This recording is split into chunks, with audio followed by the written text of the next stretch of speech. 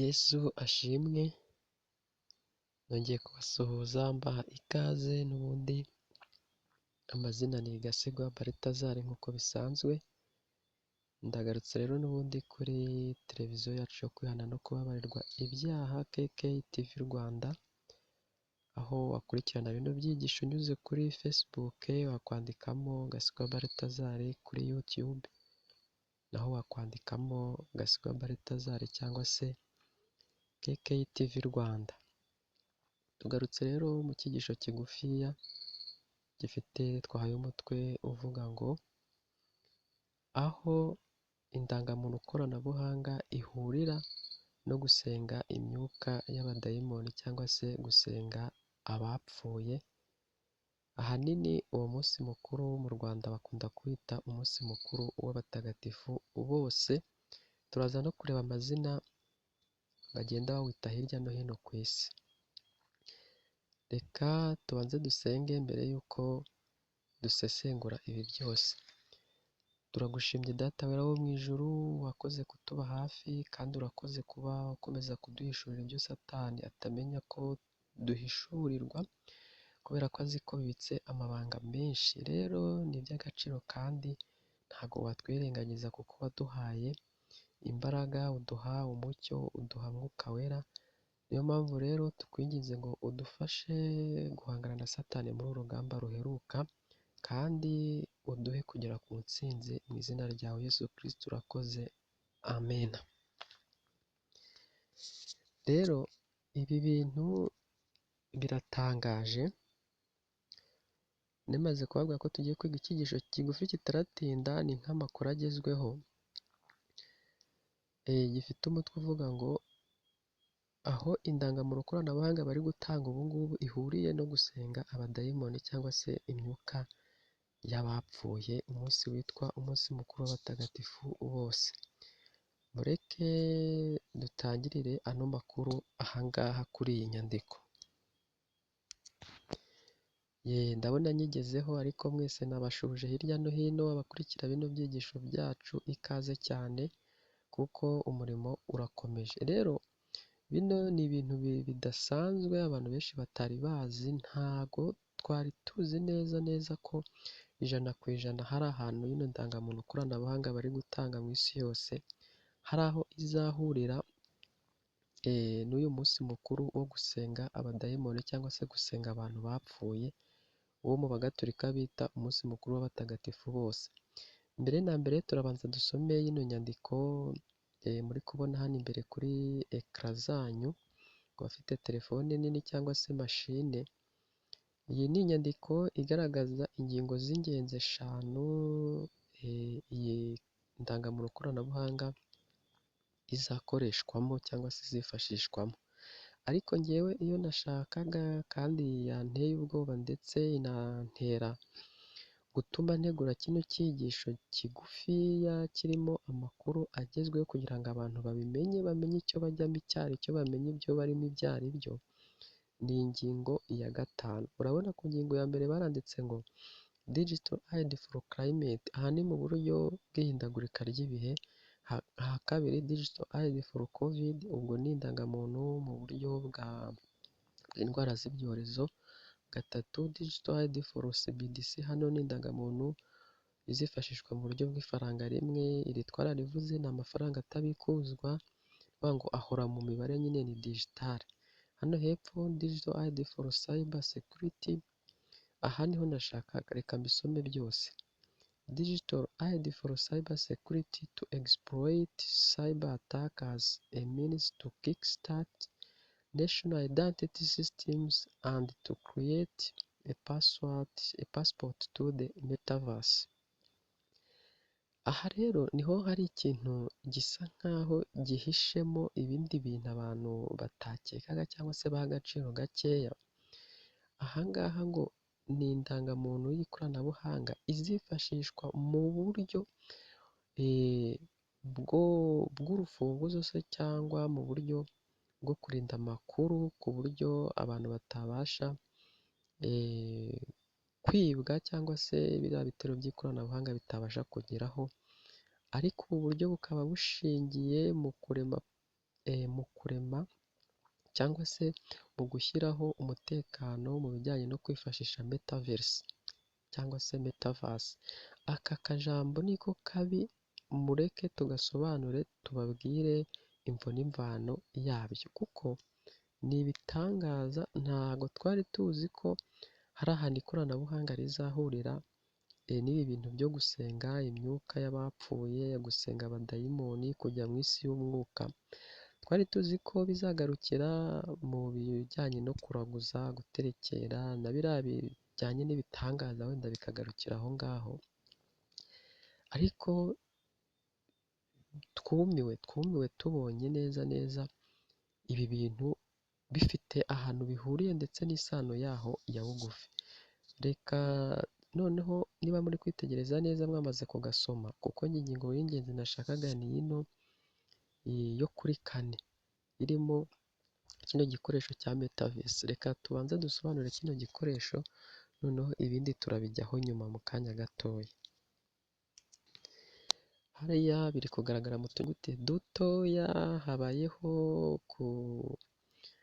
kuyitubya, ariko ndabibasomera, ahari ntago mwabishatse mwabibura. Hari avuze ngo metaverse ni igikoresho cyangwa se ni uburyo bw'ikoranabuhanga bwatangijwe mu mwaka w'1992, ariko buza kugira imbaraga mu tangiriro ry'ikinyejana cya 21. Harimo amagambo abiri, meta n'ikindi kintu cyo bita verse cyangwa se universe, univers. Ngo ni ikoranabuhanga rigera mu isi yose, ni ukuvuga ngo nta hantu, nta gihishwe, ahantu hose uba wabasha kumenya ni iki kiri kubera ku isi, ni iki kirimo kuba, byaba ibigaragara, yaba isi y'ibigaragara n'ibitagaragara. Ubwo rero ibi bintu tumaze igihe tubirimo, tumaze igihe tubibona tubikoresha, ariko ntago twari tuzi ibanga Satani bino bintu yabihishemo. Ahangaha tugiye kubereka bino birango bya meta, uburyo bikora ndetse n'ababyifashisha mu bijyanye n'ikoranabuhanga n'intego yabyo. Hano iyi ni meta ya artificial intelligence, ni ikirango cya meta ariko mu buryo bw'ubwenge bw'ubuhangano. Noneho ahangaha ni meta mu buryo busanzwe, murabona ko hariho akantu kameze nk'amarinete. Ubwo rero ntabwo twari tuzi ko bizaza bihuye n'ibi bintu bari gukoresha mu gutanga indangamuntu y'ikoranabuhanga. Kuvuga ngo kiriya kintu kimeze nk'umunani utambitse, kiriya nicyo kirango kigaragaza ko igikoresho uri gukoresha cyangwa se sosiyete runaka cyangwa se application runaka cyangwa mashini runaka iri gukoresha rino koranabuhanga ryane, haba kuri Facebook, haba kuri WhatsApp, haba kuri YouTube. Kuvuga ngo iyi meta ni sosiyete ikomeye mu isi yose mu bijyanye n'ikoranabuhanga, ariko aho ngaho ho twari dusanzwe tuhamenyereye. Ahubwo ikitangaje abantu benshi muraza gutangara, kuko ndaza no kubasomera amagambo aboneka mu gitabo cy'intambara ikomeye mu kanya gatoya. Ibyo bintu ntago twari tuzi neza ko hari ahantu bishobora guhurira. Rero abantu mwitaga imikino n'ibintu bijyanye no kudaha agaciro ikintu runaka, mugarukire hafi, kuko aho filime yatangiriye muri Edeni ni naho igomba kurangirira. Ngiye kubasomera amagambo makeya mu kanya gatoya, mbanze mbereke yano mafoto. Mbere y'uko tugera ku mafoto, murabona ko basobanuye ngo indangamuntu koranabuhanga, digital ID is an online method of confirming an individual ID that does not require relying parties to see or store copies of the user's physical documents, reducing the risk that data is lost or stolen. Ngo ni igikoresho gihora ku murongo isaha n'isaha, ugushaka yakubona akamenya aho uri, ibyo uri gukora, ibyo uri gutekereza. Iyo ni ubusobanuro bw'indangamuntu koranabuhanga.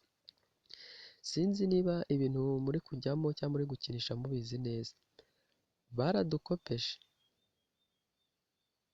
watubwira mu by'ukuri ni iki kijya mbere?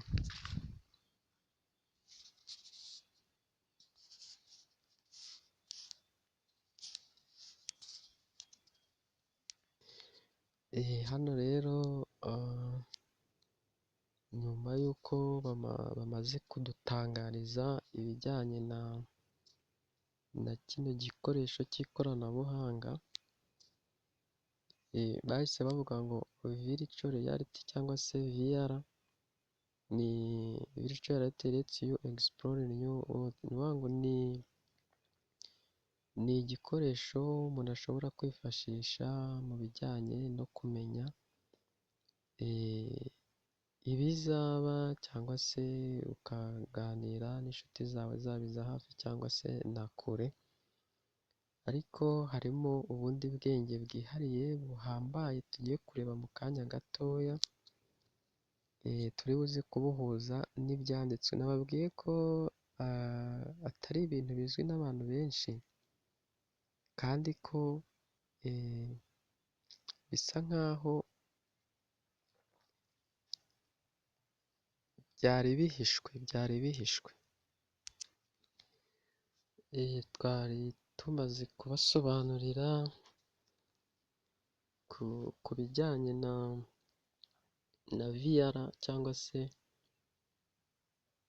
virtual reality, kiriya gikoresho nyine cyifashishwa mu kureba ibitabasha kuboneshwa amaso cyangwa se iby'ako kanya, kuko batubwiye ko gishobora no kwifashishwa mu kureba ibintu bizaza, by'ahazaza cyangwa se in future.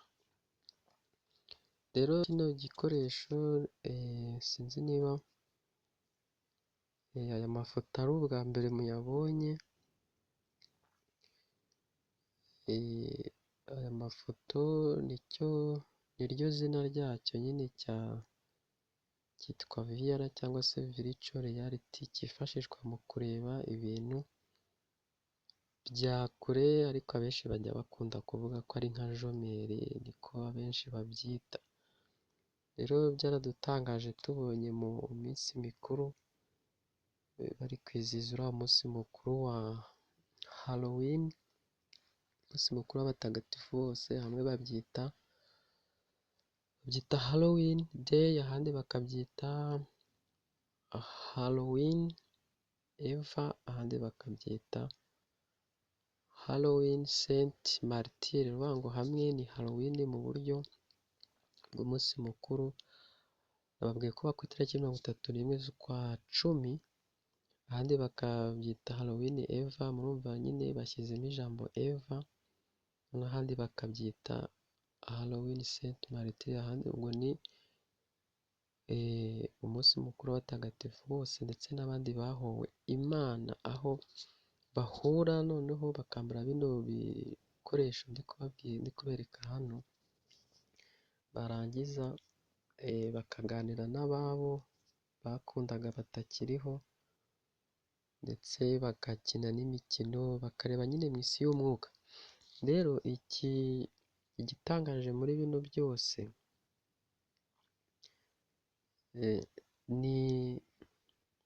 ni bino bikoresho bifashisha muri uno munsi mukuru wabo wo gusenga abadayimoni cyangwa se imyuka mibi, ari nabyo isi iri kwifashisha ikora cyangwa se itunganya ifoto y'ikoranabuhanga. Ibi rero nk'aha ngaha murabona uyu mugabo, murabona ko yacyambaye ariko araseka, agaragaza ko yageze nyine mu yindi si, cyangwa se hari ibindi bintu ari kureba. N'uyu mudamu, niba ari umudamu, nawe murabona ko asa nk'uri gukabakaba ibintu atabasha gukoraho, cyangwa se ibintu bisa nkaho nyine ari kuganira n'ibintu tutamenya ibyo ari byo. N'aha ngaha ni uko urabona ameze nk'umuntu uri gufata imibumbe bageze mu yindi si ituwe n'abandi bantu, kandi nabyo barabyizera, usibye ko ari ikinyoma, ntago babasha kuvugana n'abapfuye, ahubwo ni uburyo baganiramo n'abadayimoni bakambara ya mashusho y'abantu bari basanzwe bazi. ariko tugiye kubihuza, tubihuze n'ijambo ry'Imana, kuko twasanze ko iyo ubuhanuzi buri gusohora abantu ntabwo bamenya ko biri kuba, ahubwo bamenya byararangiye, uwapfuye yarapfuye n'uwakize yarakize. Rero tugiye kubihuza n'ibyanditse turebe, kuko mu byo bifashisha twasanze bagaragaza uduhanga tw'abantu nyine, ubwo ni abo bapfuye bakahagaragaza nk'iyi foto murabona, reka nyigereho neza. Iyi murabona ko bafashe amatunda cyangwa se urubuto, barangije barushyiraho amaso n'umunwa. Murabona n'imodoka iri imbere hagati yabo, buri muntu n'urubuto rwe, buri muntu n'urubuto rwe. Ibi bisobanura iki rero? Ni ukuvuga ngo niyo mpamvu bavuze ngo ni Halloween Eva, bavuga ngo rino tunda ryatumye abantu bacumura bakora icyaha kibageza ku rupfu, bityo rero n'ubundi iri tunda rigomba kugira uruhare mu kugira gute, mu kubasubiza muri ya Edeni banyazwe. Nicyo bisobanura, ni ukuvuga ngo kurya ku itunda byazanye urupfu, rero no kongera kwinjira mu isi nshya nabyo ni bihwanye no kunesha urupfu. Kandi mugeze kumva ko Satani ari gukora ikoranabuhanga rihambaye rizatuma abantu batacyongera gupfa, ahubwo bazajya bahindurwa uturemangingo, noneho bakomeze babeho cyangwa se bakomeze ubuzima bwabo. Rero bino hari abantu babireba bitambuka bakibwira ngo nta kintu biri gusobanura, twari dusanzwe tuzi ko uyu munsi mukuru ubaho, ariko ibyo ari byo byose ntabwo twari tuzi twese iri banga ririmo aha ngaha, ko aho filime yatangiriye muri Edeni, nubwo urugamba rukomeye rwahereye mu ijoro ariko rukatangirira muri Edeni ku ruhande rw'umuntu, ntabwo twari tuzi ko iki kintu cy'uyu munsi mukuru hari ahantu kizahurira n'ikoranabuhanga rihambaye rya nyuma rya Satani, ryifashishije umubare w'inyamaswa 666, kandi ari nawo mubare bari gutangira guha abantu binyuriye mu gufata imboni y'ijisho n'ibiganza, ndetse muri ubwo buryo, nk'uko benshi bari gukeka ko ngo ari ugufotora bisanzwe, ngo n'ubundi ngo mu minsi yashize ngo abantu bagiye bagerageza kwanga indangamuntu, ngo ariko birangira dusanze ntacyo bitwaye. Ariko gufotora no gusikana tugomba kubitandukanya. Ubu bwo bari gusikana kandi baradukopeje ngo ni iki? Ni indangamuntu koranabuhanga. Noneho bahita batwerekana rya somo riri muri Daniyeli ngo muri icyo gihe ubwenge buzagwira. Wese ubwo bwenge babuze ni ubuhe? Kuki se bemeye gufata indi ya kabiri? Bivuze ko iya mbere rero nta bwenge bwaburimo. Ubu ngubu iyi ngiyi bagiye gutanga niho hari ubwenge. Reka turebe ano magambo ari mu ntambara ikomeye, ndagaruka mbereka amafoto mu kanya gatoya.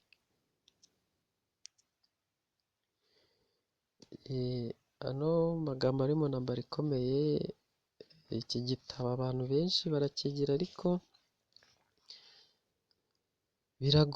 biragoye ko abantu bakibisoma, kubera ko abenshi ntabwo bagikunda ijambo ry'Imana, bityo rero no gutungurwa kugomba kubaho. Ubwo ngiye kubasomera kino gihamya ku bantu bakekaga ko bino bintu bidashoboka, ko imyuka y'abadayimoni, gusenga bapfuye, bifite ahantu bigiye guhurira ku musozo w'amateka y'isi n'ikoranabuhanga. Hano baranditse ngo Satani ashukashuka abantu muri iki gihe nk'uko yashukashutse Eva muri Edeni, akamubwira ineza kugeza ubwo yifuza kugira ubwenge atemerewe, akamuteramo umutima w'inarijye no kwishyira hejuru. Kwifuza ibibi nibyo byamugushije. Rero ubu bwenge buvuzwa aha ngaha, ubu bwenge ntago Eva yari yemerewe kumvira Satani, kuko Satani yari amaze kumubwira ati gupfa ntimuzapfa kandi muzatangira kumenya n'ibyo mutari muzi. ubwo rero Eva yumvise ari ikintu cy'agaciro, atekereza ko koko arunguka ibindi bintu birenze ibyo yabonaga. Nyamara yari azi ibyiza gusa, ariko akimara kurya ku butunda ahita amenya n'ibibi. Kandi Imana ntabwo yashakaga kumumenya ko amenya ibibi, aribwo bwenge bubi nyine. Rero impamvu batugaragarije ano matunda hariho umunwa, n'amaso n'amazuru, ubwo bagiraga ngo batwereke ko aho icyaha cyatangiriye muri Edeni, n'ubundi igihe kigeze ngo Satani asubize abantu ya Edeni yatumye bavamo. Nyamara siko bimeze, si ukubasubiza ahubwo ni ukubarimbura by'iteka ryose, ni ukubatsembaho. Kubera ko Yesu yapfuye rimwe ku bwa cya cyaha cya Eva, bivuze ko ntago Yesu kuri gahunda azongera gupfa ubwa kabiri. Ubwo umuntu uratinyuka agashona kuri rino tunda bari kutwereka ku nshuro ya kabiri, ubwo ni iby'iteka ryose, ni urupfu rw'iteka ryose, bihwanye no gutuka umwuka wera. Twanasomaga isomo rivuga ngo Yesu ntazagaruka, cyangwa se Antikristo ntazihishura, kwimura Imana kutabanje kubaho. Ubu amasomo ari kujya noneho yumvikana neza, kubera ko igitabo cy'ubuhanuzi kiri kuzinguka hafi ya cyose. Kwimura Imana ni gute rero? Kuri mu buryo bwinshi, ariko finali ya nyuma ni ukugushona kuri rino tunda bari kutwereka. Kurishona ni gute? Ni ukwemera kwinjiza ubwenge Imana yaturemanye, tukabwinjiza mu isi y'umwuka, tukabuhuza n'ubwa Satani. Uko Eva atemerewe kunguka ubwenge Imana itari yashatse ko yemererwa, ni nako natwe ubu ngubu nta mukristo nyakuri wemerewe kwihuza na buno bwenge bw'isi bwa Satani bushinzwe gusubiza abantu muri Edeni, cyangwa se kubashyira mu byiza bari barabuze. Nyamara ntabwo ari ibyiza, ahubwo bigambiriye kubanyaga cyangwa se kubaka ubugingo buhoraho. Ndaza kubereka andi mafoto mu kanya gato, murebe ahantu bihuriye. Ni ukuvuga ngo bino bikoresho bari kwifashisha batanga ifoto bafata cyangwa se batanga indangamuntu koranabuhanga, bihuye n'ibyo bari kwifashisha bizihiza ino minsi mikuru y'abadayimoni. Ubwo buri muntu wese araza kwihitiramo, kuko bino si njyewe wabishyizeho, ubwo ni amabanga Imana iba ishatse guhishura. Hari n'abandi bagenda babimenya, babibona, ariko ntibamenye icyo bisobanuye. Ngiye no gusoma isomo hano muri Bibiliya, ariko mbere y'uko ndigeraho, reka mbanze mbereke n'andi mafoto makeya hano. Nk'aha muritegereza, bakunze kwibanda kuri rino tunda. Ni ikintu gikomeye cyane, ni ikintu gikomeye cyane, kubera ko abantu bagiye kongera gusubira muri Edeni, ariko ni Edeni yo kurimbuka, ni Edeni yo guha ubugingo bwanyu Satani, kubera ko tuzi neza ko Yesu atazongera gupfa ubwa kabiri. Kandi abantu bagiye gukora ikosa ryo kongera kugira gute, kwihandagaza, bishyira mu bigeragezo aho Imana itabasha kugeza uburinzi bwayo. Mwibuke neza Satani agerageza Yesu mu butayu, yamujyanye ku gasongero k'urusengero ahantu mu misozi, aramubwira ati simbuka abamarayika bagufate, bazagufata muri ubwo buryo. Ariko ubwo yagiraga ngo agira ati amugerageze. Rero abantu bagiye kwishyira ku dusongero tw'imisozi hejuru na hehe, nyamara ntabwo uburinzi bw'Imana bwagera aho hantu. Ibyo byo turabizi neza. Hano ni mu nzu ya perezida wa Amerika, bahita muri White House, nabo bijihije uyu munsi mukuru wa Halloween. Ibi byo dusanzwe tubizi ko muri Amerika ubu ngubu babaye Roma ya kabiri. Ni ukuvuga ngo Amerika itanga raporo i Roma, noneho Roma nabo bagatanga raporo kwa Satani. Ni uko nguko amakuru ahagaze. Ngo ababonaga Amerika bakayibonamo nk'igihugu cya gikristo, ntabwo ariko bimeze, ahubwo yamaze kuba Roma ya kabiri, itanga raporo kwa Papa, noneho Papa nawe agatanga raporo kwa Satani. Ibi rero byaradutangaje, ariko twe twumva ko ari iterambere risanzwe. Tubonye igisirikare gikomeye cy'u Rwanda, nk'ubu murabona ni umujenerali ukomeye mu gisirikare cy'u Rwanda, ni babiri ahari. Urabona ko bageze ku ikoranabuhanga ry'iki gikoresho. tuvuga tuti igisirikare cy'u Rwanda cyungutse ikoranabuhanga, ariko ntabwo twari turamenya bino bintu ahantu bizerekeza. Ubu rero biri kujya bihishuka ubu ngubu. Ibi nibyo bigiye gusoza amateka y'isi. Urabona nk'uyu nguyu yari ari muri studio acuranga umuziki, amaze gukubitamo biriya biviyara ahita abona studio imbere ye. Uvuga ngo bino bintu iyo ucyambaye ushobora gutangira gukina umupira, ushobora gutangira kuririmba, ushobora gutangira kubona amavidewo, ushobora gutangira kuvugana n'abantu ushaka, baba abariho, abatakiriho, abari kure n'abari hafi. Kurya warya, ubwo waba wagiye mu yindi si nyine, isi y'umwuka.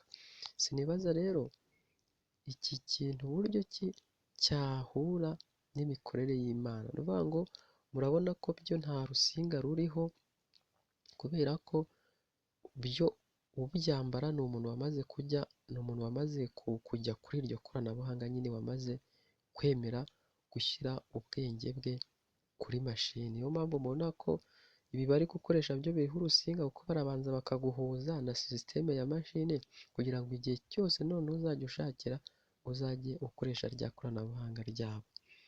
Rero ni ikintu gitangaje. Hano reka mbasomere rya somo mbere y'uko mbereka noneho ibiri kuba ubu ngubu, noneho muze gusigara mwihuriza bino bintu, muhuze na biriya mbasomeye by'ubwenge Eva yashatse, nyamara Imana itarashakaga ko abukoresha. Noneho buri muntu wese araza gusigara abihuza. Hano baravuze ngo ni mu rwa mbere rwa Timoteyo ibice 4 umurongo wa mbere, baravuze ngo ariko umwuka avuga yeruye ati mu bihe bizaza bamwe bazagwa bave mu byizerwa, bite ku myuka iyobya n'inyigisho z'abadayimoni.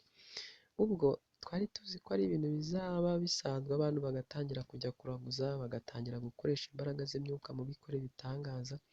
Ntabwo twari tuzi ko hari ahantu imyuka y'abadayimoni izahurira n'ikoranabuhanga.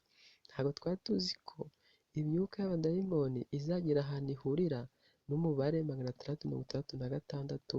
Ntabwo twari tuzi ko ari ahantu bizahurira n'ibi bikoresho bari kwifashisha batanga indangamuntu koranabuhanga. Mu ndebere namwe, ahangaha ni mu Rwanda. Iyi ni ya mashini iri kwifashishwa basikana ijisho, ntabwo ari ukurifoto nk'uko benshi bari basanzwe babizi ngo n'ubundi niko mbere babikoraga. Gutya ni ugusikana. Bavuga ngo bahita batwara kode y'ubwonko, noneho n'ibindi bimenyetso byose ku buryo babasha gusoma buri kimwe cyose, igihe bashakiye bakagukonegitaho. Aha noneho ni muri Kenya. Ntabwo turatinda, ubu turimo no gusoza. Hano ni muri Kenya. Ni ukuvuga ngo zino mashini zifite ishusho itandukanye, ariko umurimo zikora ni umwe. Ahangaha tugeze ni muri Uganda. Mubyitegereze neza, buri muntu wese atangire afate umwanzuro ubuheruka, kubera ko buri kintu cyose Imana izajya igishyiraho umucyo, kandi igitandukanye nicyo bigomba gutandukana. Hano ni mu Bushinwa, urabona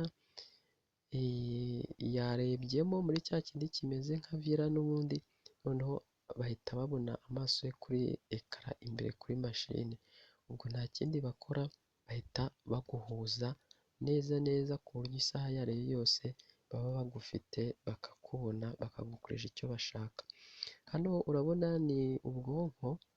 Ino foto nayishyizeho kugira ngo mumenye neza ko kiriya gice gishinzwe kubika amakuru, gishinzwe kubaho icyicaro cy'ubwenge, ari nacyo gikontorora ibijyanye n'imirebere. Urumva ko nicyo bashaka. Ahangaha niyo iri kugaragara neza. Urabona kariya kantu kajya gusa nk'umutuku ho gakeya, niho haba ububiko. Ububiko rero niho hamwe haba ijambo ry'Imana, niho haba buri kimwe cyose kijyanye n'amakuru, niho haba icyicaro cy'ubwenge. Kariya rero niko gakorana n'ijisho. Kuvuga ngo ubwonko bushinzwe kugenzura ibijyanye n'imirebere no kugenda niho kaba. Kariya rero niko bashaka. Siko konyine, ariko iyo bakagezeho ubwo kode yose y'ubwonko baba bayifite. Rero batangira kugenzura abantu. Twabasomeye ibihamya byinshi mu byigisho byatambutse, bigaragaza uburyo abantu bazagenzurwa, ndetse n'ukuntu abantu bazaba bamaze kujya kuri sisiteme izaba ihwanye no kujya itunda ku nshuro ya 2, kandi barabitweretse. Ntabwo twari tubizi pe, ariko barabitweretse. Mureke rero habeho gusenga no gusaba imbaraga, kugira ngo ibi byose ubwo bije bisange dufite uburinzi bw'Imana kandi twambariye kunesha. Ubwo rero n'ubundi tugiye gusoza, ariko ku bantu mwacikanywe nababwira ko bino byigisho n'ibindi byagiye bitambuka biba kuri interinete, kuri televiziyo yitwa KKTV Rwanda, cyangwa se kwihana no kubabarirwa ibyaha. Rero ngiye kongera dusoreze mu ncamake y'aya mafoto. Hari abantu bagiye bayabona nkashobora kuyihutisha bitewe n'uko hari ibyo nashakaga kugeraho. Ubu rero nabwo ni amahirwe yanyu kongera kuyanyuramo ubuheruka, noneho mukirebera ibitangaza ndetse n'ibyo Satani aba adashaka ko mumenya, kugira ngo azabature mu mutego we, abantu basange baramaze kwishyira mu mugozi badashoboye kwikuramo. Aha ni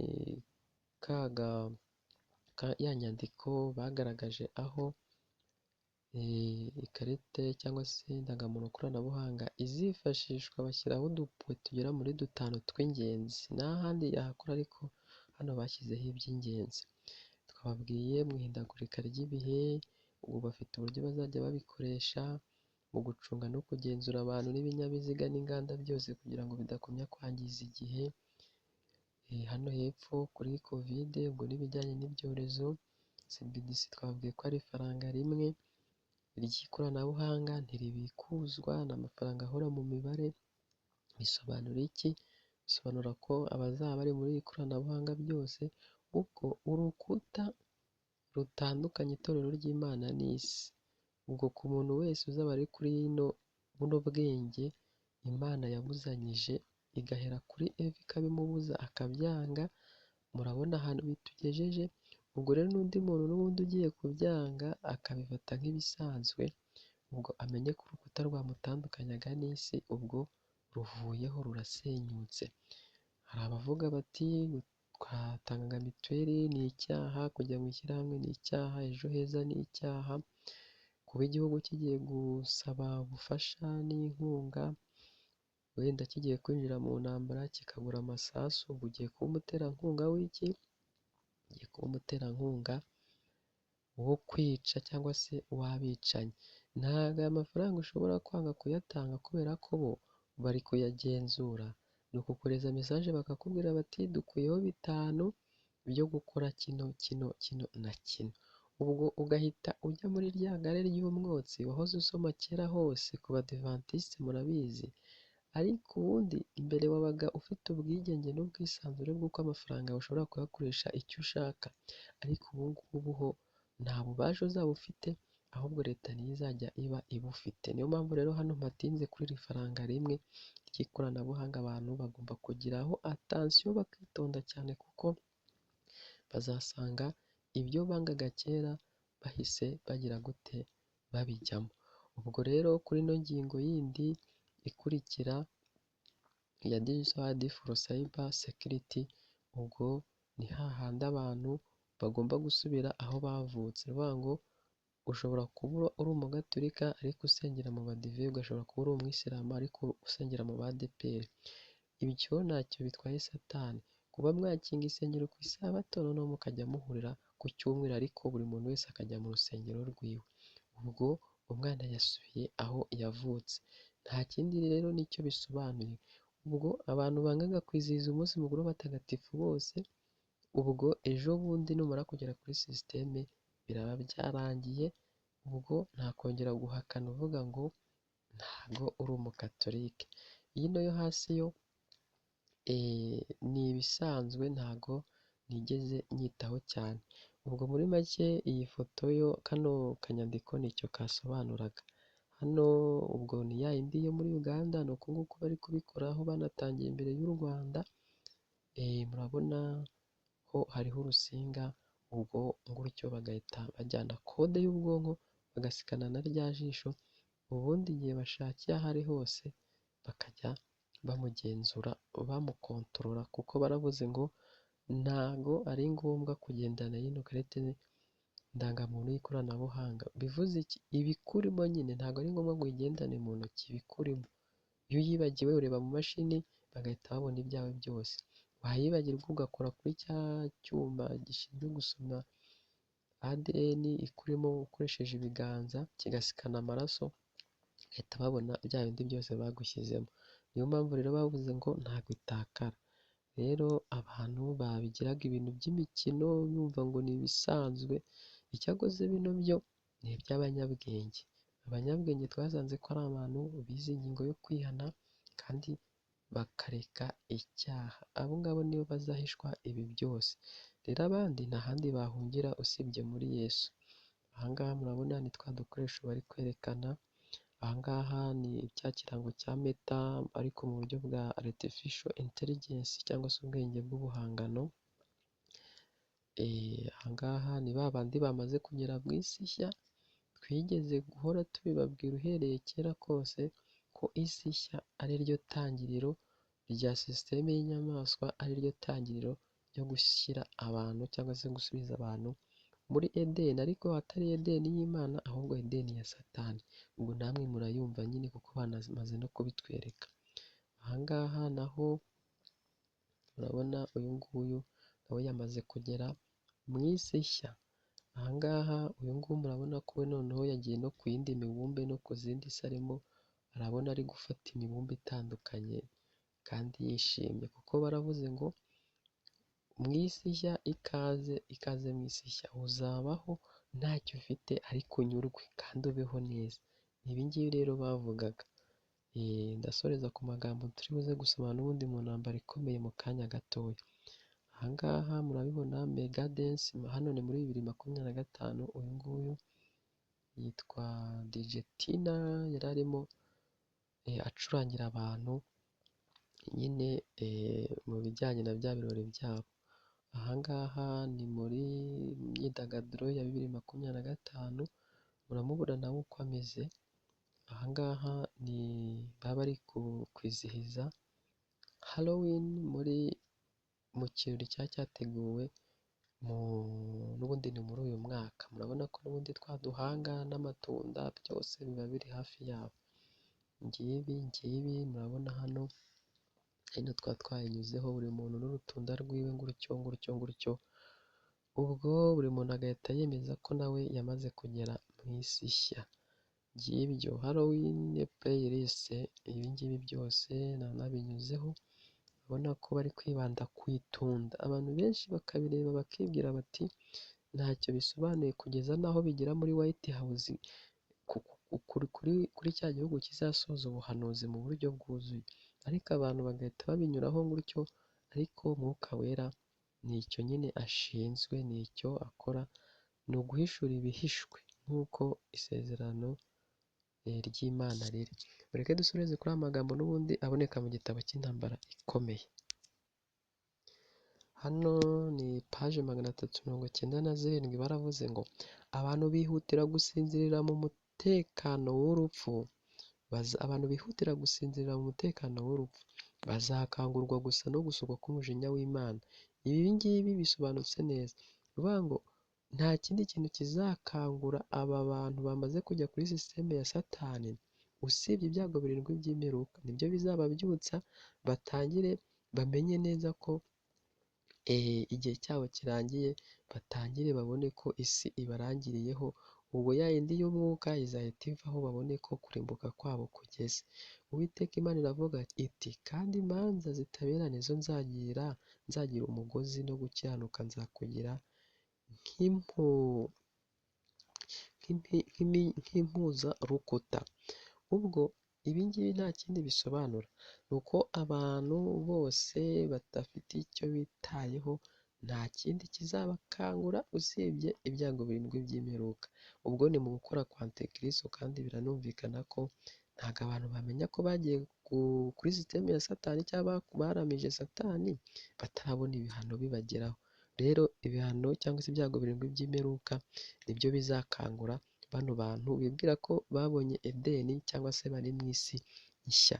Rero simwifuriza gukangurwa n'ibi byago, ahubwo kangurwa n'iri jambo n'ubu buhanuzi, kugira ngo wowe ubone uko wihana, tubone uko twihana twese, twitegure kugaruka mu izina rya Yesu. Nguwo umurimo w'abarinzi ku nkike batandukanye na ba bandi bari kubeshya abantu ati ni iki kije yemwe barinzi ku nkike, bamwe bakavuga ati ni ihene, abandi turi kubona inyoni ziguruka. Ntabwo ibyo ari byo, ntabwo ari ihene ije, nta nubwo ari inyoni ziri kuguruka, ahubwo ni inyamaswa ikomeye ariyo Satani, ubutegetsi bw'isi buyobowe na Satani bugiye gusoza ubuhanuzi, bugiye gusoza amateka y'isi. Rero turashoje. Wakoze Data wera wo mu ijuru, wabanye natwe kandi ukomeje guhishura ibyo tutari tuzi. Icyubahiro kibi cyawe, kandi uduhe kunesha umwanzi, kandi uzatujyane aho duteguriye, mu izina ryawe Yesu Kristo urakoze. Amen.